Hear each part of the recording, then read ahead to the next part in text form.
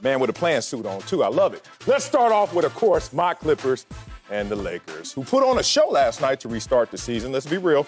My squad didn't have Lou Williams and Montrezl Harrell, but moving on, they still had Paul George, who had 30 points, including a game-time three under 30 seconds left. On the Lakers' next possession, LeBron James hit a putback shot to go up by 2. Then on the other end, LeBron stepped up on defense, stopping Kawhi Leonard and PG to close it out. So, Acho, were you impressed by the Lakers' win over the Well, they weren't all Get it out.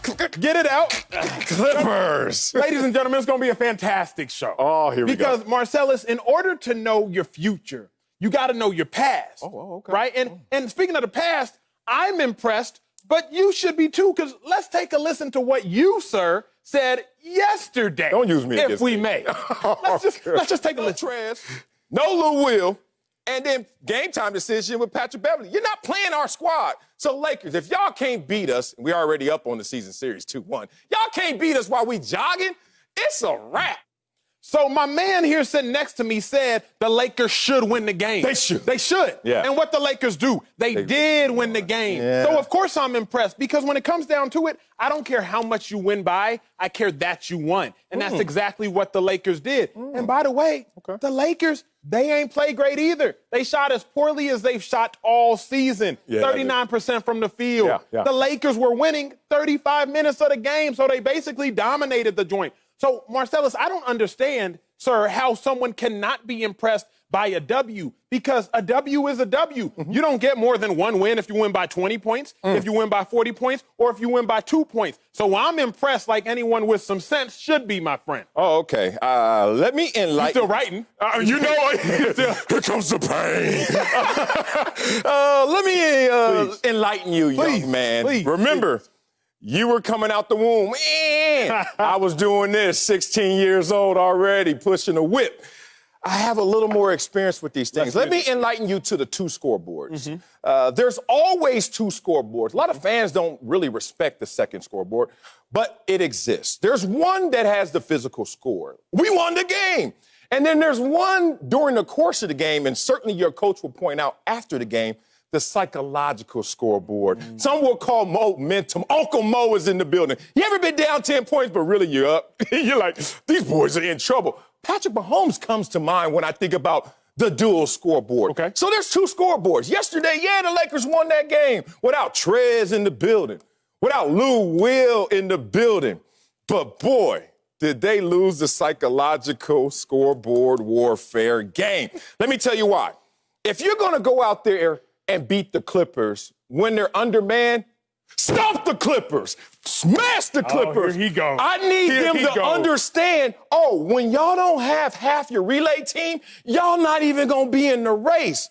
But to go to a last possession where you got the senior citizen out there finally playing some defense, and then you're going to have to use that to get a nail-biter 2-point victory over the depleted Clippers. Trust me, when you went back in that locker room, Doc Rivers was like, hey, man, look, we ain't play good either. But I'm going to tell you one thing, the boys in trouble when we really are ready, fully loaded. Even you got to respect that. Here's my thing, bruh. Say The psychological scoreboard. You have to respect the psychological scoreboard. You don't get chips for winning a psychological scoreboard, coach. You don't get rings for winning a psychological scoreboard. KC won 10 down in the fourth quarter. Psychologically, they were up. What the scoreboard say? Because the scoreboard said that KC won the game. What did the scoreboard say yesterday? It didn't say that. The scoreboard said because we didn't have Mahomes. We didn't have Mahomes. I understand what you're saying, but here's my other problem, bro. The Lakers bench, sure, it outscored a Clippers bench that wasn't maligned. They didn't have their stars. They didn't have Trez. They didn't have Lou Will. But Pat Bev did come off the bench, a starter. The only time he came off the bench all season was yesterday. Talk about that. So he didn't come off the bench, coach. It's not as if they just was rolling slappies out there to play. They still had Pat Bev come off the bench. Yeah. So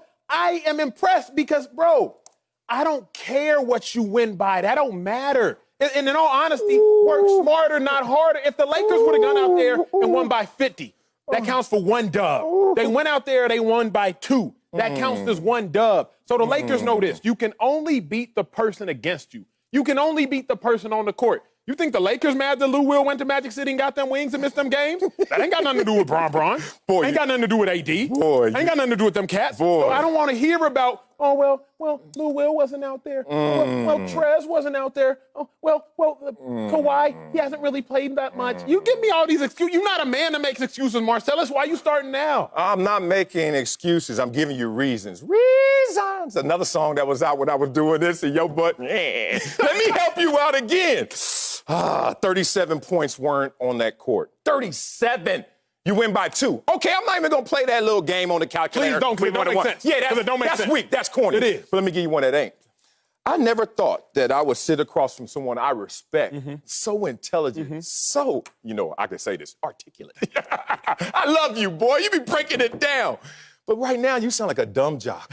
You sound like a dumb jock. Sir? You sound like a football player who's sitting there and doesn't respect the difference between winning a game in football and winning a series in basketball. Oh, wait a minute. In basketball, when these two teams meet, it's going to be 4 of 7. It is. So we're going to have to get to a law of averages. Are the Lakers going to outscore the Clippers bench when they play in a 7-game series? You got to play the game, sir. You got to play the game. You philosophize. I'm giving you. You philosophize. Did you just tell me that to know your future, got to know your past? That's true. So you want to know all the past times that they played against the Clippers? Who outscored who in the bench? Get to the point. You get to the point. Don't jock. Okay, so that's one point. Here's the other point. When you're talking about law of averages in a series, it's not do or die in football. Like in football, we do have that wild card where it's like, hey, we just won. It's not necessarily what the coaches want. Coaches want a reliable, predictable game plan executed. Therefore, we understand what we are. We're consistent. What we saw last night, the only thing that was consistent is LeBron can't play well against the Clippers because the Clippers got them LeBron stoppers. And what's also consistent, AD missed the 34 points. I know he could go to the club last night because they in a bubble, but he would if they weren't. And then somebody will walk up to AD and say, dang, dog, you were balling. You had 32 at the end of 3. What'd you end up with? 34. Oh, wait a minute. So you played the Clippers 4 times, AD, and you know what his point scoring has been in those quarters? In the fourth quarter? 0, 2, 2, and 4. I heard Colin say that, okay? Yeah, I already heard that. Yeah, I already heard that. You already heard that? I already heard that. And what does that add up to? You can't rely on your second best player when it matters most. So you're going to put the senior citizen out there and say, stop him on defense, stop LeBron, stop Paul George and Kawhi, and do that in 7 games. Marcellus, Boy, stop. Let me tell you, my brother. Are we going 3 laps? Yeah, we're going all the laps we need, Okay. bro. Marcellus, you started this conversation with psychology. So strong. So I'm going to end it, my brother, with psychology. You speak of being a dumb jock. Well, sir, I went to get my master's degree in psychology for this moment right here. I knew them 4 semesters that it took me would come down to this moment. You know what you're doing? You're doing what I assume Clippers fans have done, which is self-handicapping. And you know what self-handicapping is, if I may explain it for y'all? Self-handicapping is what Marcellus is doing. He built in an excuse yesterday. Well, the Clippers don't have Lou Will, and the Clippers, they don't have Trez. So even when the Lakers win, you are going to undermine their success because you're going to diminish the win because you already built in an excuse for the Clippers. That's what you're doing. The real psychological thing you're playing, it's not on the scoreboard. It's in Marcellus's head. And he's self-handicapping. Don't do that. Don't take away what the Lakers did and what the Lakers achieved because you had to build in excuses. Excuses don't do nothing for nobody, coach. They don't do nothing. They don't. I'm going to let you win that point. Maybe not the entire argument, but I know me and you, we can go to battle. 2 hands up, it's going to be a battle. You tie one of my hands behind my back, please knock me out. Lakers didn't knock out the Clippers. Download the all-new Fox Sports app now.